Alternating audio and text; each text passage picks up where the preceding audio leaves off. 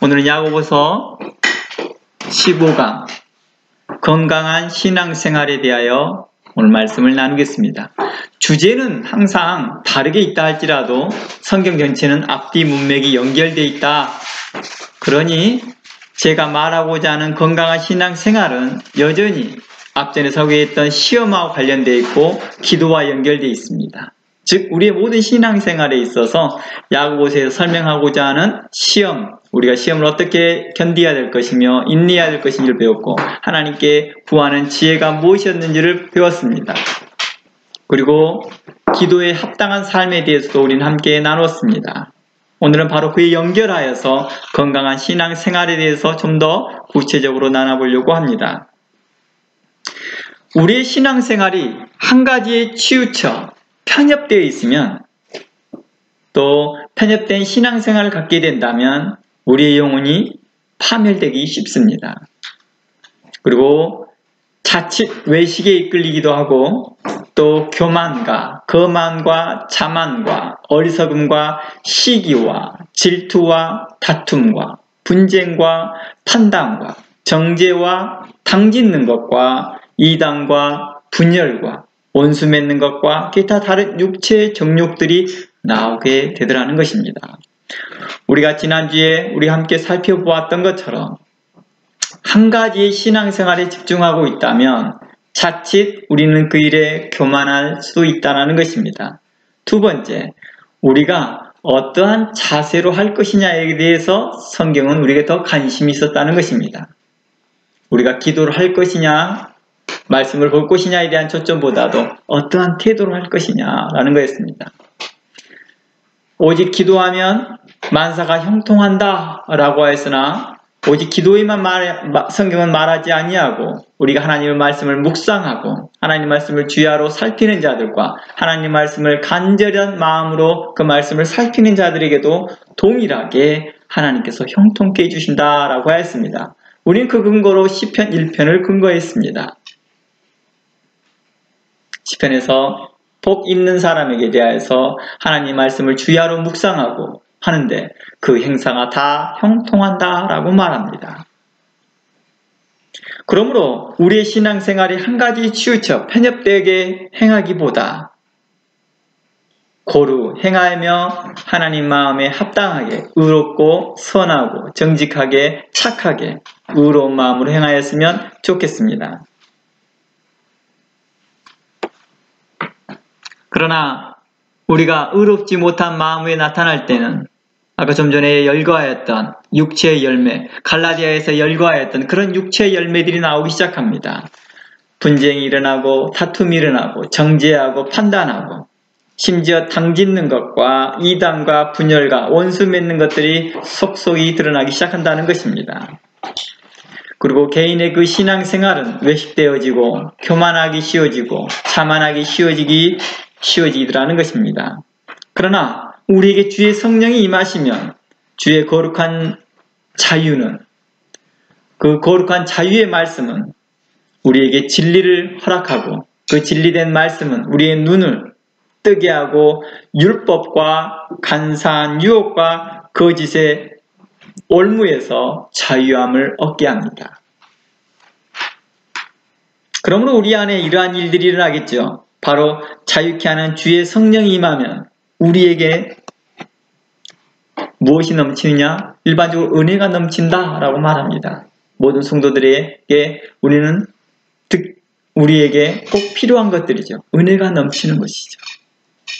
그리고 그 은혜가 넘쳤을 때 우리의 모습은 성령의 열매가 가득하게 될 것입니다. 그 성령의 열매는 바로 사랑과 온유와 자비와 인내와 친절과 선함과 신실함과 충성과 절제일 것입니다. 이 모든 것은 갈라디아서 5장을 근거하여서 제가 이야기하고 있습니다.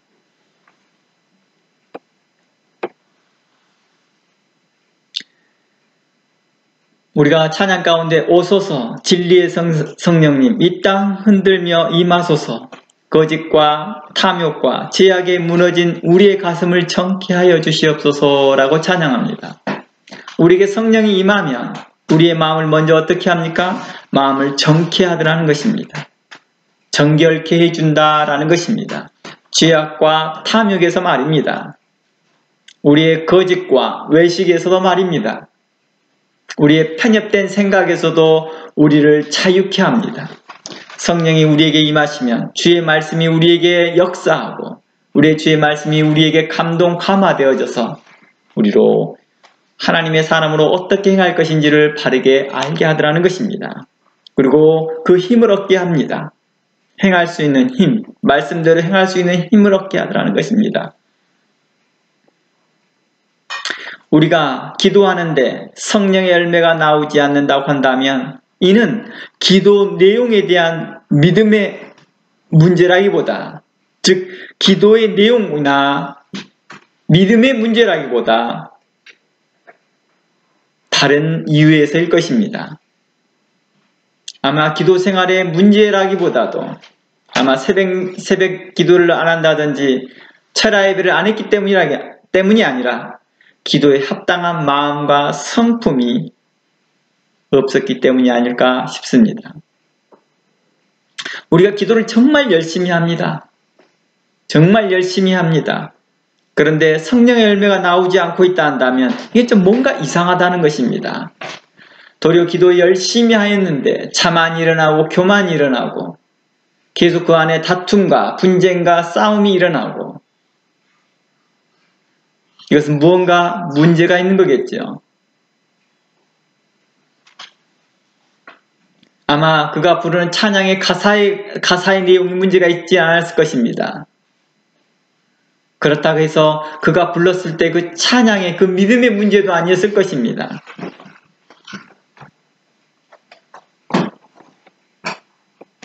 아마 우리에게 성경은 계속 지속적으로 이야기하기를 그들의 마음이 선하지 못하고 의롭지 못했음을 이야기합니다.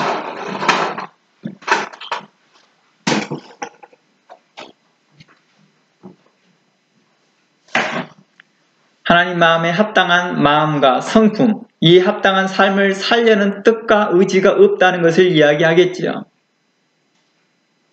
매일 찬양하는데 성령의 열매가 없습니다. 찬양 집회에 가서 은혜도 받습니다. 찬양 집회에 가서 감사도 나옵니다. 찬양 집회에 가서 참으로 많은 일들의 헌신도 일어나기 시작합니다. 그런데 내 안에서 성령의 열매가 없다 한다면 이는 찬양의 내용보다도 다른 이야기일 것입니다.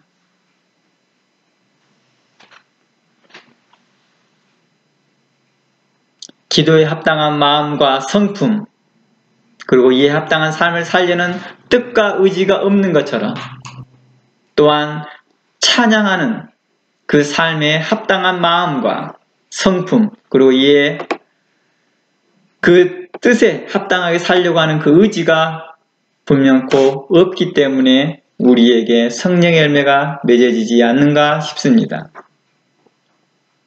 더 나아가 매일 성경을 연구하고 읽고 심지어 성경을 말씀을 전하기도 하는데 성령의 열매가 나오지 않는다 한다면 이는 말씀의 내용에 문제가 있기보다는 또한 성경 공부하는 방식에 문제가 있기보다는 말씀을 대하는 자의 태도에 문제가 있을 것입니다. 말씀에 대한 합당한 마음이 없고 거룩한 마음이 없고 성품이 없다 보면, 그리고 더 나아가 그 말씀에 따라 살려고 하는 의지와 그 마음이 없다면 성령의 열매는 결코 맺어지지 않을 것입니다. 우리가 경종을 가져야 할 것, 우리에게 집중해야 될 것이 무엇이냐? 매일 신학교를 다닙니다. 신학생들이 말합니다. 목회자들이요. 목회자가 되기 전에, 목사가 되기 전에 매일같이 신학교를 다닙니다. 여러분들이 대학생활을 하듯이 신학교도 대학이라는 생활이 있습니다.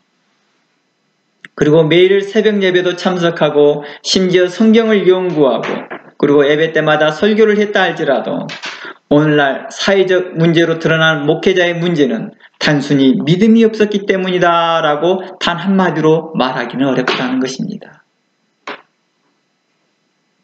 성경에서도 우리의 영적 상태를 다양한 모습으로 표현하듯이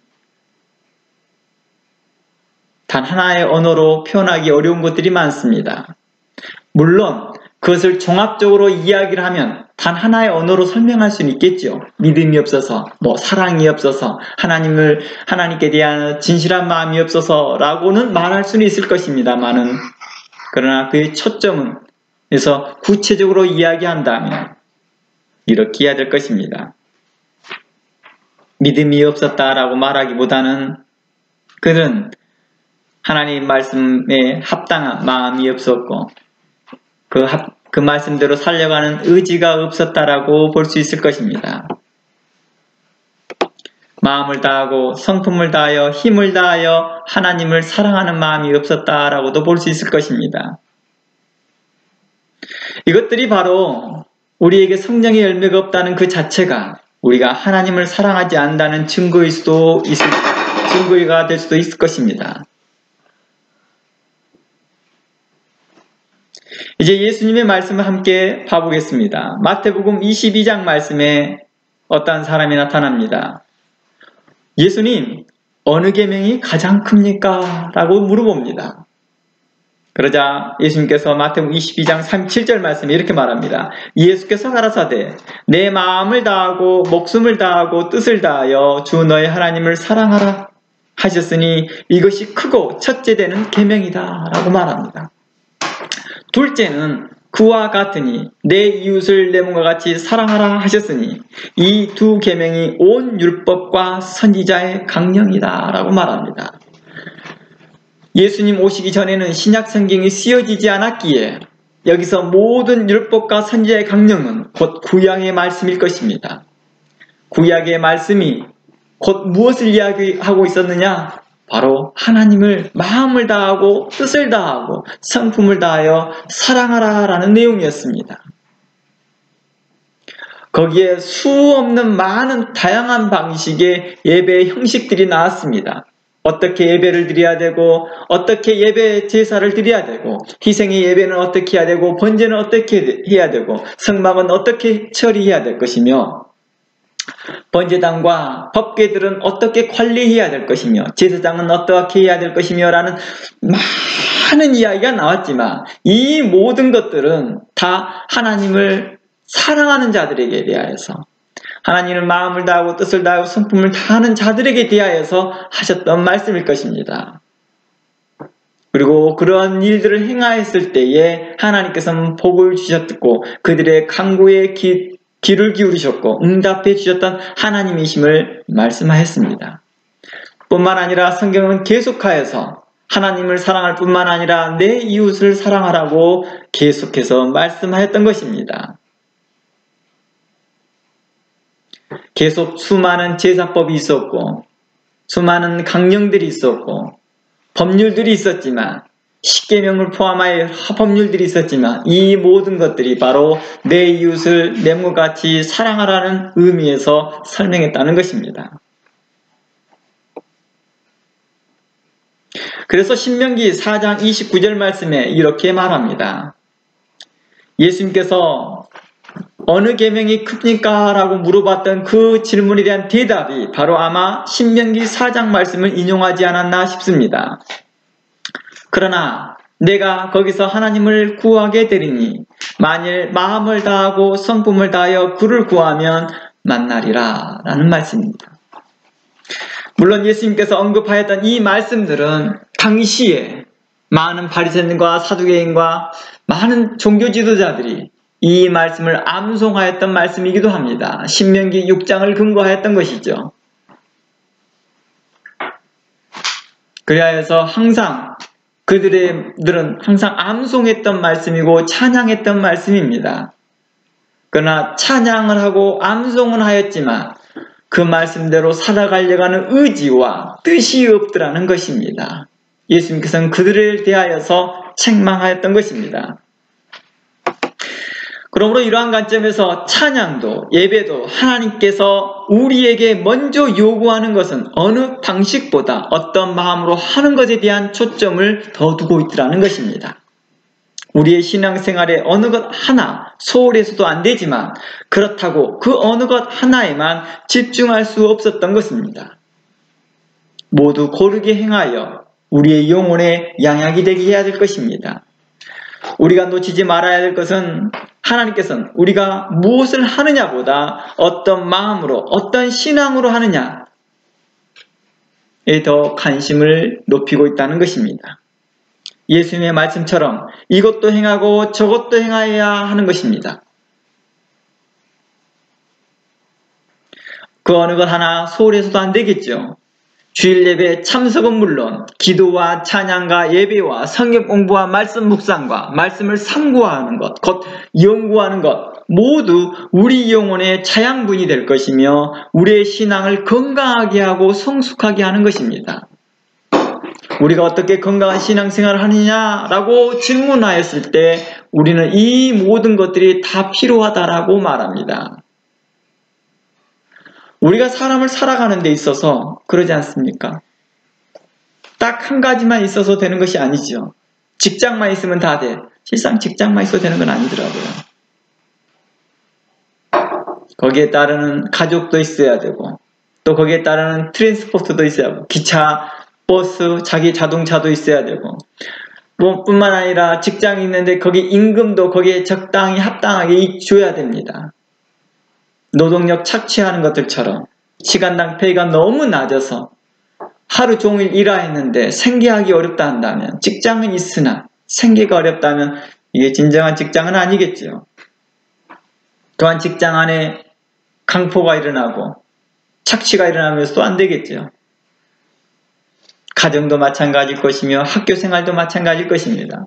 한 가지로만 되는 것이 아니라 다양한 것이 합력하여서 뭘 합니까? 우리로 건강한 사회인으로 또 인간다운 인간으로서 살아가게 합니다. 신앙생활도 이와 같을 것입니다.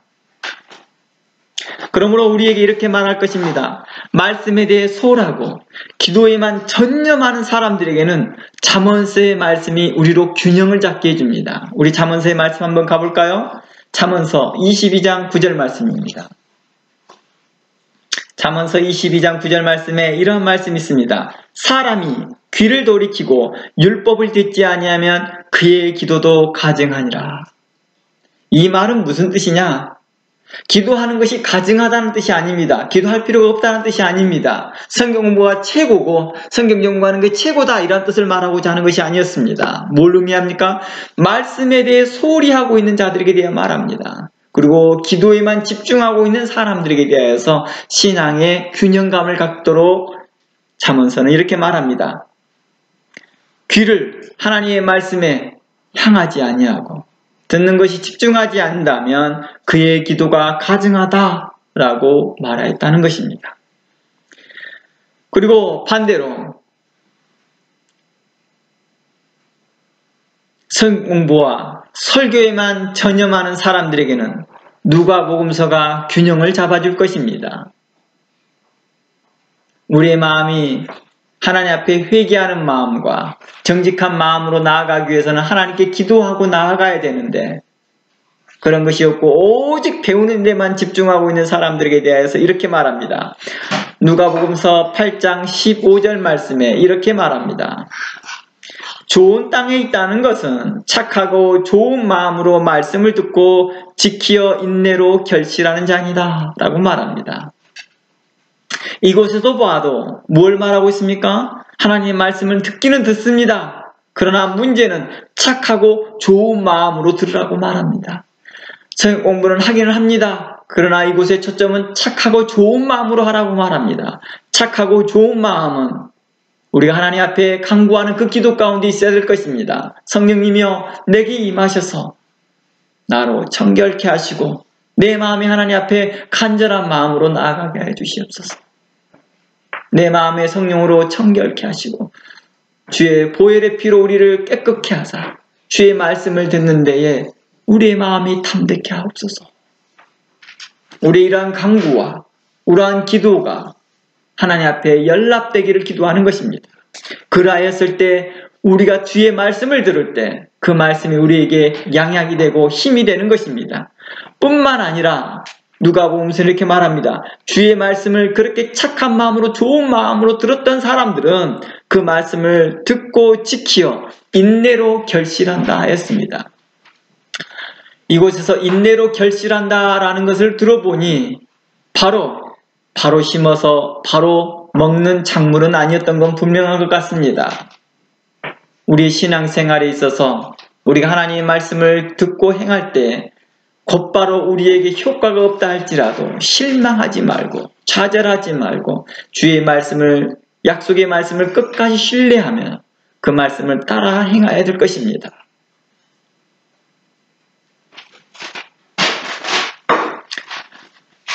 베리아 사람들처럼 정말 간절한 마음으로 하나님의 말씀을 그러한가 하여 상고할 수 있는 그런 마음들, 하나님께서 우리에게 요구하는 그런 마음들이 이러한 간절한 마음들이었습니다.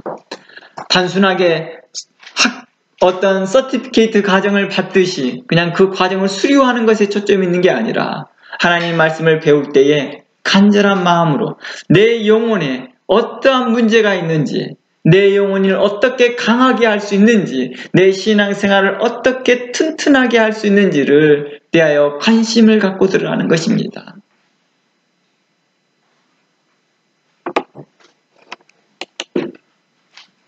그런데 이곳에서 한 가지 주의해야 할 것을 또 성경은 우리에게 이야기하고 있습니다. 바로 균형 잡힌 건강한 신앙생활이 무엇이냐에 대한 이야기를 계속하고 있습니다. 이곳에서 한 가지 주의해야 할 것은 바로 우리에게 중요한 문제를 언급한 이사야 말씀에서 이야기하고 있습니다. 이사야서와 마가복음서에서 다루고 있는 이 내용은 우리에게 매우 중요한 내용일 것입니다. 성경을 배우고 설교는 들으나 착하고 좋은 마음으로 또 간절한 마음으로 말씀을 받기는 받았습니다. 그런데 어떠한 말씀을 받는지에 대한 초점에 대하여서 이야기하고 있는 것이 이사야서와 마가복음서입니다. 좀 전에 보았던 누가복음서의 말씀과 같이 좋은 씨를 받는 것은 중요한 일입니다. 그러나 이곳에서 아무리 좋은 땅이라도 나쁜 씨를 받게 되면 그 결과가 어떨까요? 문제가 있겠죠. 좋은 열매를 맺을 수 없다는 것입니다. 내가 아무리 착하고 좋은 마음과 간절한 마음으로 내가 말씀을 받는데 그 말씀의 씨가 나쁜 씨면 어떨까요? 좋은 열매를 결코 맺을 수가 없다는 것입니다. 아니, 내가 왜 성령의 좋은 열매가 맺어지지 않지? 이것은 아마 씨앗의 문제일 수도 있을 것이다 라고 하는 것을 바로 이사야서와 마가복음서에서 이야기하고 있습니다. 그래서 예수님께서 이러한 관점에서 나무와 열매에 대한 비유로 우리의 건강한 신앙생활을 어떻게 유지하고 바르게 할 것인지를 말해주고 있습니다. 우리가 지금 마태복음 하나 보고 진행해 보겠습니다. 마태복음 7장 15절부터 20절 말씀입니다. 마태복음 7장 15절에서 20절입니다. 거짓 선지자들을 삼가하라.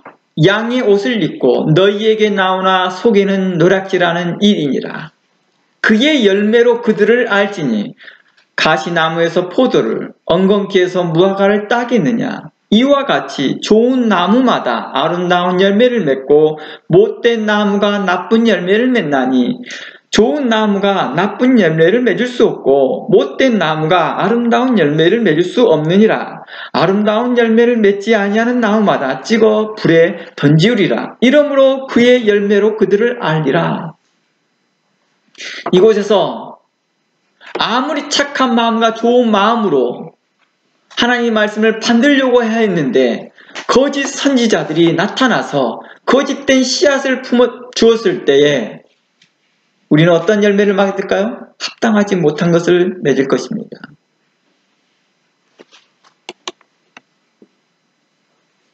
바로 이러한 것들을 이야기하고 있습니다. 이제 우리가 제가 좀 전에 언급하였던 이제 이사야서와 마가복음서를 이제 점검해 보겠습니다. 과연 무엇 때문에 이러한 일들이 일어나는지를 구체적으로 이사야서와 마가복음서는 이야기하고 있습니다. 이사야서 29장 13절입니다.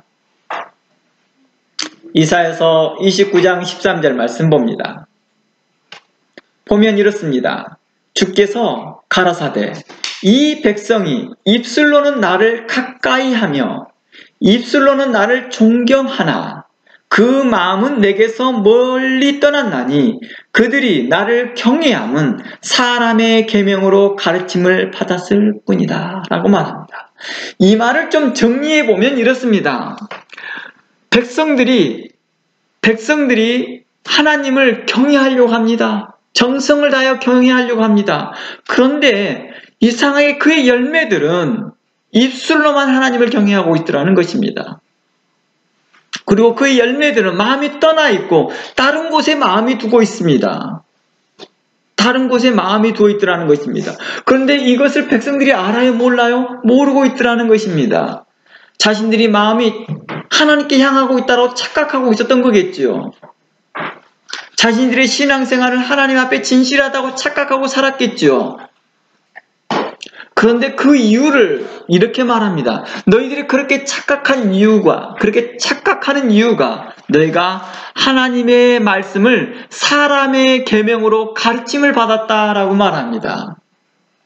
거짓 선지자들이 와서 하나님의 말씀을 가지고 사람의 계명으로 바꾸어 가르쳤던 것을 이야기하고 있습니다. 그러니 어찌 너희에게 좋은 열매가 나올 수 있겠느냐라고 예수님께서는 우리에게 반문하고 있었다는 것입니다.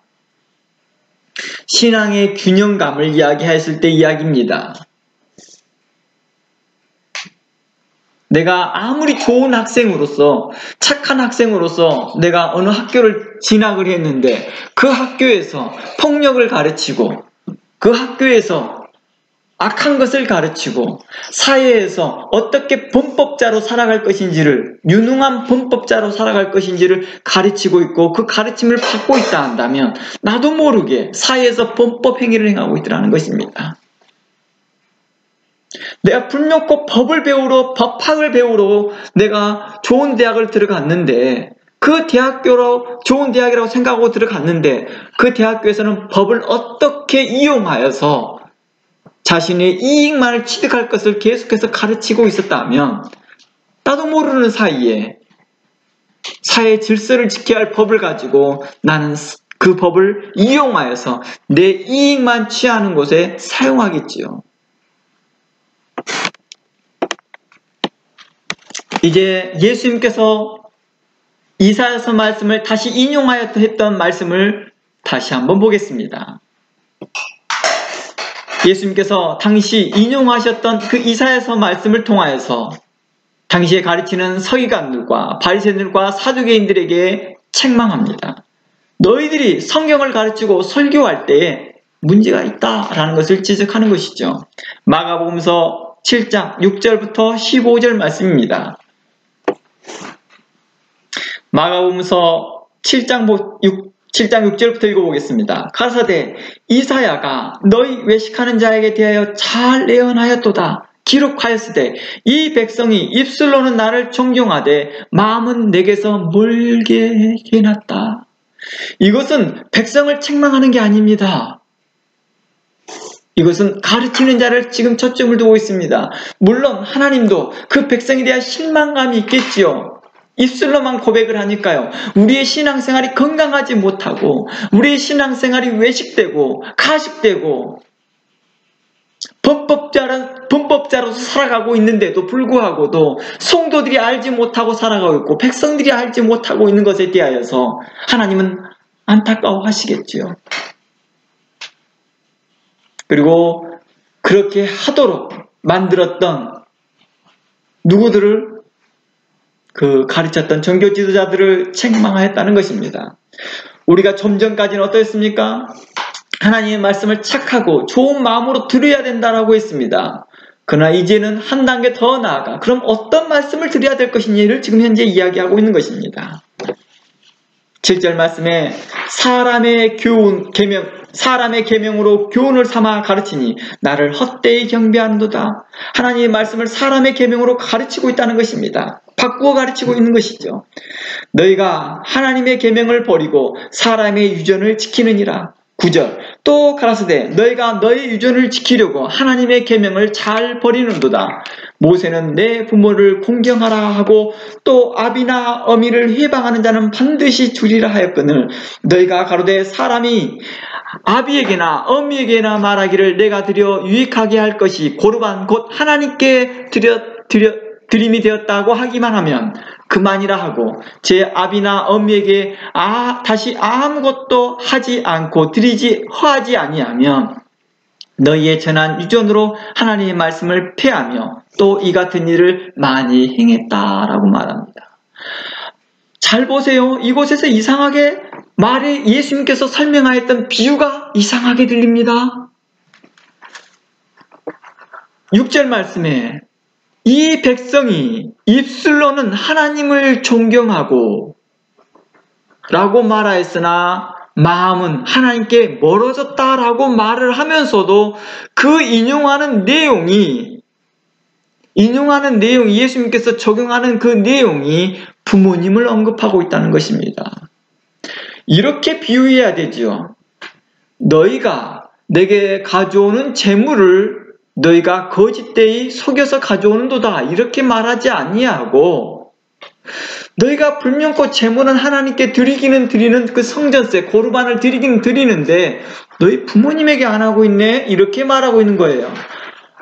이 말이 곧 하나님을 경외한다라는 의미가 예배만 잘 참석하는 것으로 끝나는 게 아니라 부모에게 하는 것이었습니다. 내가 우리 부모님에게 공경하는 것이 하나님을 경배하는 거구나. 내가 우리 부모님에게 내 이웃을 사랑하는 것이 하나님을 경외하는 거구나. 라는 것을 이야기하고 있었다는 것입니다. 내가 하나님의 말씀을 사람의 계명으로 가르치는 자들, 이러한 자들이 어떤 자들인지 아세요? 육신의 부모들에게 안 해도 돼. 아무것도 안 해도 돼. 하나님 앞에 집중만 하면 돼. 라고 가르치는 자들. 우리가 하나님 앞에 모든 시선과 관심을 초점을 두어야 됩니다. 라고 말은 하지만은 그렇게 말을 해놓고 난 후에 모든 일에 대해서 참으로 이웃을 사랑하고 참으로 이웃을 배려하고 가족을 배려하고 자녀를 배려하고 아내를 배려하고 남편을 배려하고 부모를 배려하고 이러한 것들이 사라져 있는 이 시대를 향하여서 너희가 하나님의 말씀을 사람의 계명으로 가르침을 받았다라고 말하고 있는 것입니다. 오늘날 우리의 모습은 어떻습니까? 우리는 주여 주여 하면서 매일과 같이 교회에 나와서 기도하고 예배드리고 찬양한 것이 하나님을 향하여 전부라고 생각하고 있지만 하나님은 또한 너희들이 이것도 행하고 저것도 행하여야 하리라 하는가 같이 우리 부모님들에게 대하여서 우리 이웃에 대하여서 우리 형제에 대하여서 우리 가족에 대하여서 남편에 대하여서 아내에 대하여서 우리는 어떻게 행하고 있느냐라는 것을 물어보고 있었던 것입니다. 바로 이러한 초점들에서 계속해서 강조했던 세미나가 가정과 교회라는 세미나였죠.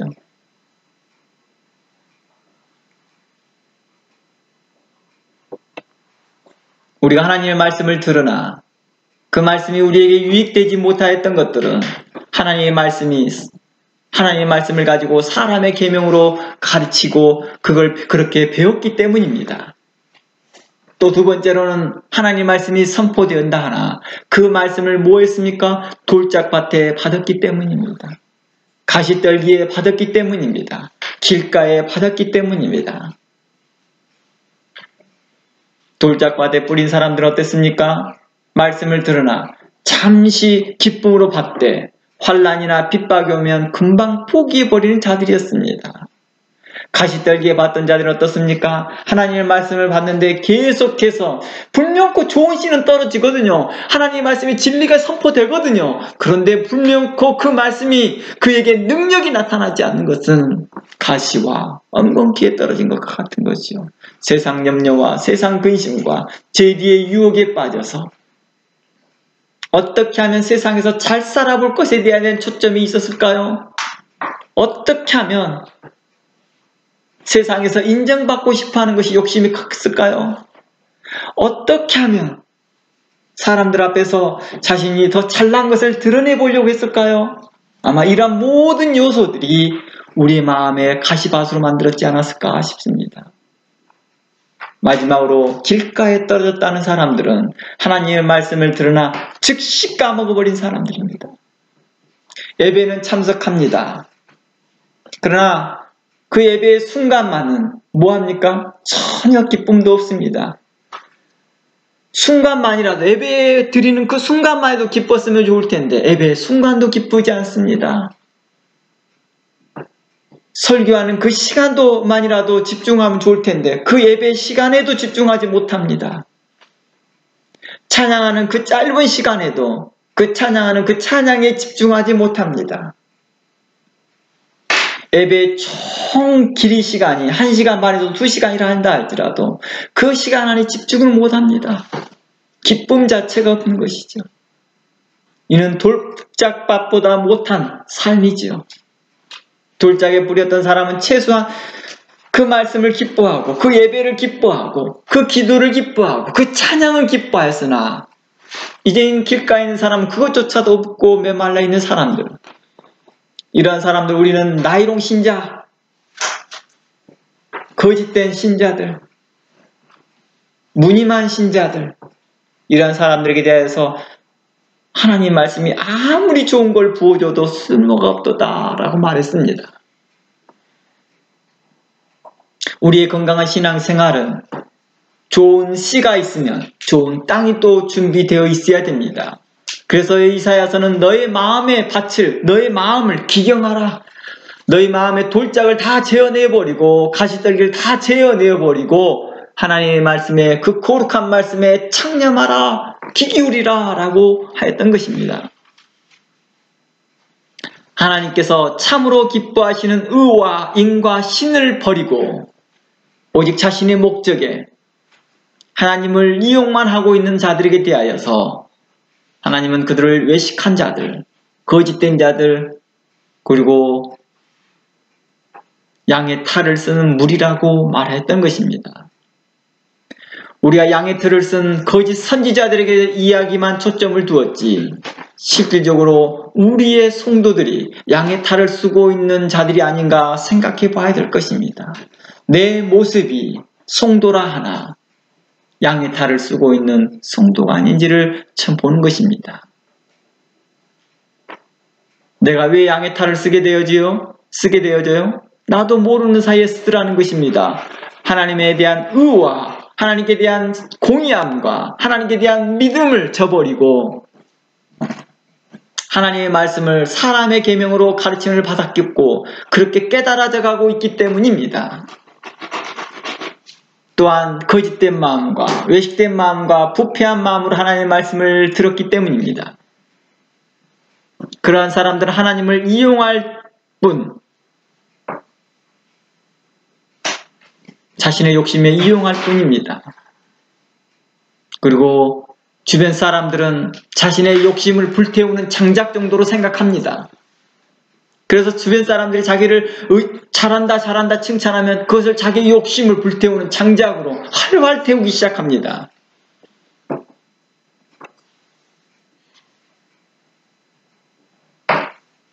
이러한 사역자들은 자유를 준다고 하나 실상 자신의 이익만 생각하고 자신의 욕심과 정욕에 이끌려 결국 파멸과 어둠으로만 사람들을 인도하더라는 것입니다. 그리고 외식된 신앙이 참된 것인지 거짓된 것인지 스스로도 구분되지 않을 만큼 되어버린 사람입니다. 처음에는 양심에 찔리는 것들이 있을 것입니다. 자신의 외식된 그런 삶이요. 그러나 시간이 흐르면서 그 외식된 삶과 진짜의 삶을 구분을 못합니다. 어떤 것이 자신인지를 잃어버립니다. 이러한 사람은 영적으로 심하게 부패된 사람이라 할 수 있을 것입니다. 그러한 사람들에게는 하나님 앞에서 의로움과 진실함과 신실함은 없어지고 오직 사람들에게 보이는 의와 진리와 신실한 것 같은 것으로 치장되어 있을 것입니다. 그래서 사람들에게 칭찬과 관심을 엄청 받습니다. 왜요? 하나님 앞에 의로움과 진실함과 깨끗함은 없어졌지만 사람들의 기준 안에서 사람들의 보는 앞에서의 의와 진실과 깨끗함이 있기 때문입니다. 자신이 외식되어 있는지 외식되지 않았는지 그 구분점이 없어졌기 때문입니다. 자기 자신을 잃어버리는 것입니다. 제가 전에 말했죠. 어느 범죄자들이요, 이 검사들에게 신문을 받을 때 계속 거짓말을 하다 보면 그 거짓말이 자신이 죄 없다라고 계속 거짓말을 하다 보면 자신의 거짓말이 진짜인지 거짓말인지를 나중에 헷갈린다는 거예요. 그리고 어떤 것이 진실인지를 자신도 헷갈려 합니다. 그리고 스스로 그 시간이 더 깊어지기 시작하면 그 거짓이 진실이라고 믿어지기 시작합니다.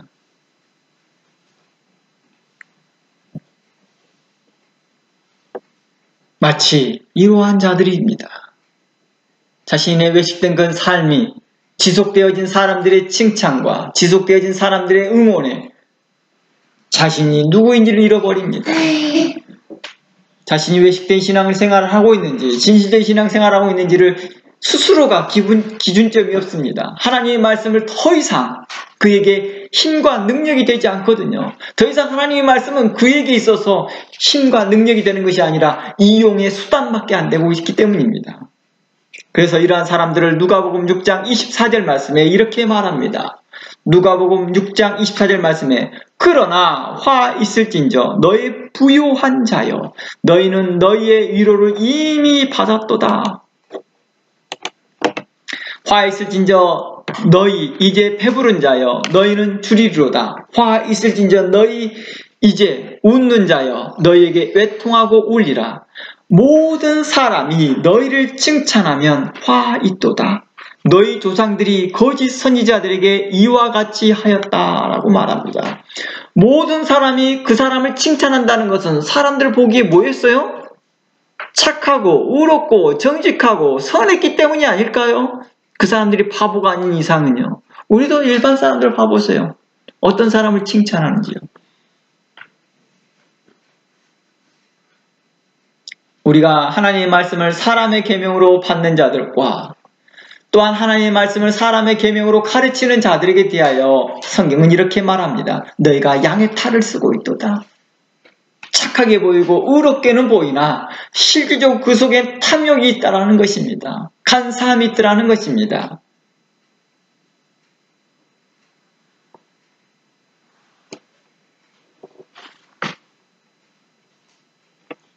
바로 하나님께서는 이러한 것들을 싫어하신다. 그러므로 우리가 건강한 신앙생활은 어디에 초점이 있어야 될까요? 1차적으로 하나님 앞에 회개하는 마음으로 나아가며 하나님 우리의 마음을 정결케 하여 주시옵시고 나의 교만과 나의 거만과 나의 외식됨을 회개합니다. 주의 말씀으로 나를 정결케 하여 주시옵시고 하나님께 향하는 그 기도로 우리가 정결하게 나아가게 하여 주시옵소서. 하나님의 말씀에 이렇게 말합니다. 말씀과 기도로 너희가 거룩하여지니라. 우리가 하나님의 말씀과 하나님께 향한 그 간절한 기도가 우리를 하나님께 앞에서 정결케 할 것입니다. 우리는 이렇게 정결한 마음 안에서 이제 하나님께 향하여서 하나님 우리가 주의 말씀을 귀 기울여 듣겠습니다. 우리에게 진리의 말씀을 선포하여 주시옵소서.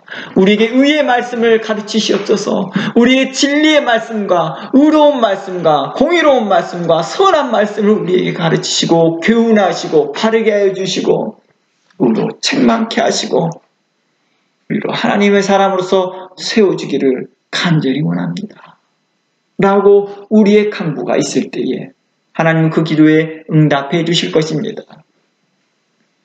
바로 이러한 것이 우리가 하나님께 구하는 지혜일 것입니다.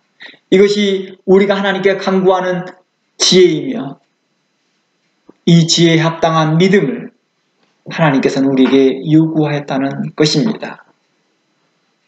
그러므로 하나님께서는 하나님의 자녀들이 구하는 것에 대하여 결단코 꾸짖거나 멀리하지 아니하시고 그 기도에 풍성히 채워주실 것을 하나님께서는 우리에게 약속해 주셨다는 것입니다. 우리는 그 약속의 말씀을 믿고 꾸짖지 아니하시고 흔들어 넘치도록 부어주시는 그 풍성한 하나님께 나아가 간구하며 우리 모두 다 하나님의 사람으로서 거룩하고 성숙한 성도로서 성장되어지기를, 자라나지기를 주의 이름으로 축원합니다. 다 함께 기도합니다. 하나님 감사합니다.